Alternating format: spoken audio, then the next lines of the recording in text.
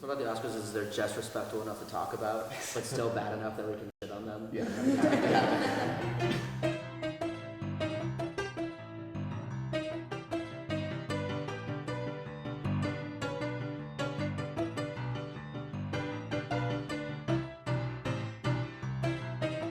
Well, hello web audience, I'm Sam Bromer. This is the Sun's 2016 Oscar panel. We're going to talk a little bit about some of the snubs, some of the picks, and who we think is going to win. Let's introduce our panel. I'm Levitt Cavus. I'm a freshman in Arts and Sciences. Hi, I'm Marina Watts. I am a senior in College of Agricultural Life Science. Hi, I'm Jesse Weissman. I'm a senior in Arts and Sciences. I'm Emily Kang. I'm a senior in Arts and Sciences. Yeah! I'm Mark DiStefano. I'm also a senior in Arts and Sciences. So we're looking at The Revenant is definitely one of the front runners.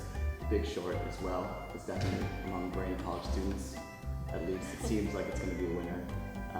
What else do you got? I would want for Spotlight to win this picture. I feel like Spotlight sort of got a reputation for just being sort of an old person kind of boring movie, but when I watched it, I was so riveted. I think Spotlight is close enough that it would be, it's about journalism. So obviously we're a bunch of college journalists who really like that movie. I think the safe bet would be Matt Damon in The Martian, but I didn't even think that was that very good. Brie Larson for Room, Best Actress. I thought she was fantastic in that. I think the obvious choice is Steve Jobs. It also would be surprising, I feel like, if it won because The Big Short is funny. And I feel like, the Academy's had sort of a negative history of just really disliking comedy. I'm definitely pulling for Mad Max. How do you guys think that'll do? I thought it was a good movie, but this idea that it's a great movie, I think, to me it was a car chase, or to me it was the sort of movie they make so theme parks can make really cool rides. Whether or not you like the movie, and I haven't liked it a lot, but I think for Best Director specifically, he's working with a screenplay that's pretty minimal in terms of dialogue and in terms of plot and character development, and still makes it a really exciting movie. I think he deserves Best Director for that. Charlize Theron had an absolutely fantastic performance in that film. She was snubbed, she was not nominated. Wait, what performance? Yeah, well, She was drunk. I thought she was good. She has a license. Although doing away with gender-divided categories would decrease the number of awards given, do you guys think the Academy should continue to separate the Best Acting awards? I don't think they should do away with that. I think that the idea is when it comes to acting, there's a role that's given and a role that's available. But when it comes to these other roles in the film industry, when it comes to directing, when it comes to sound editing, costume design, you're serving a role that's not written on paper for you. You do your job, but I don't have a problem if they expanded it.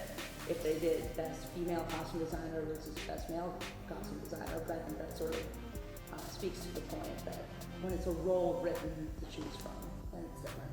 What are some performances or films that got nominations that you feel are undeserved? I think movies that like Trumbo and Steve Jobs, and it's not that Bryan Cranston and Michael Fassbender are bad in those movies. They're actually quite good. But I think those kind of movies continue to get nominated just because they're either important or because they're sort of very very serious drama to it. While performances that I think are sort of more weird and interesting and humorous, like for example Samuel Jackson and Big Boy, that kind of stuff gets pushed aside. That Straight Outta Compton, the only nomination it received was for its writers, who were 4 white writers with the screenplay. And that definitely plays into the Oscars so white controversy. I think the larger issue is that there aren't movies made in the industry about people of color or feature people of color or by people of color. And you can't deny at least that the Academy, the voting Academy, received these screeners is overwhelmingly white now. Yeah, and they're also like running to commercial. Yeah, absolutely. Beyond the Oscars, what are some recently or soon-to-be released films that you guys are excited for?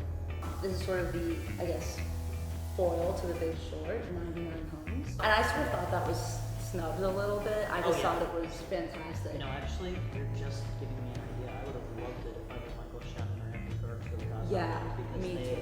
acted well. The movie that I'm looking forward to is Midnight Special, which was by director Jeff Nichols. I'm looking forward to Hail Caesar. I know it came out like a couple weeks ago, but I'm such a big Coen Brothers fan. The trailer makes it look so jokey, but I think that you're supposed to go in with that kind of it's how the Coen Brothers is stupid, but I loved it.